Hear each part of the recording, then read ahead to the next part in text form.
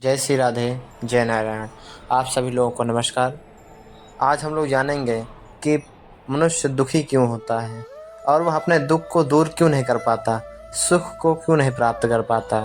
देखिए, एक लोक कथा के अनुसार पुराने समय में दो शिष्य हुए और दोनों ही एक ही आश्रम में रहते थे, जो कि एक का नाम सुखी और एक का नाम दुखी था। जो शिष्य सुखी हर पल रहता था इसलिए उसका नाम सुखी पड़ा, और दूसरा हमेशा सदैव दुखी रहता था इसलिए उसका नाम दुखी रखा गया। गांव के लोग अपने परेशानियां लेकर इन दोनों शिष्यों के पास आश्रम में आते थे। दोनों ही शिष्य अपने अपने तरीके से परेशान लोगों को समाधान भी बताते थे। जो दुखी शिष्य था उसका समाधान अच्छे होते थे, जिनसे लोगों की चिंताएं भी दूर हो जाया करती थीं। दोनों ही शिष्य की जीवन शैली भी एक समान थी, लेकिन विचार एकदम अलग थे।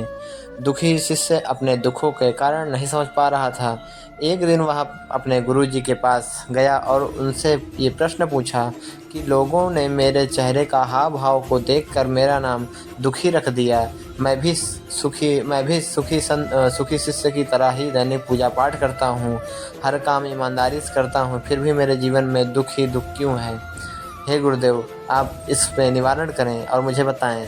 तो गुरुजी ने कहा कि दुखी शिष्य से कहा कि तुम दोनों एक जैसे काम करते हो, लेकिन दोनों के सुख दुख के भाव अलग अलग हैं।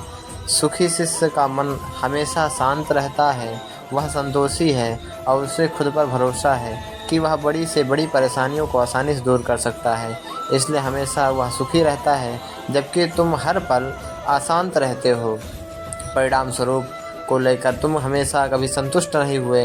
कोई भी परिणाम हो उसमें तुम कभी संतुष्ट नहीं होते हो, तुम्हें खुद पर भी भरोसा ही नहीं है, इस कारण से तुम दुखी रहते हो।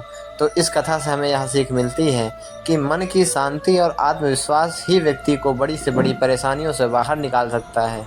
जिन लोगों का आत्मविश्वास कमज़ोर होता है वे हमेशा दुखी रहते हैं, इसलिए हमें खुद पर भरोसा करना चाहिए और मन शांत रख कर काम करना चाहिए, तभी सफलता मिलेगी और हम सुख को प्राप्त कर सकेंगे।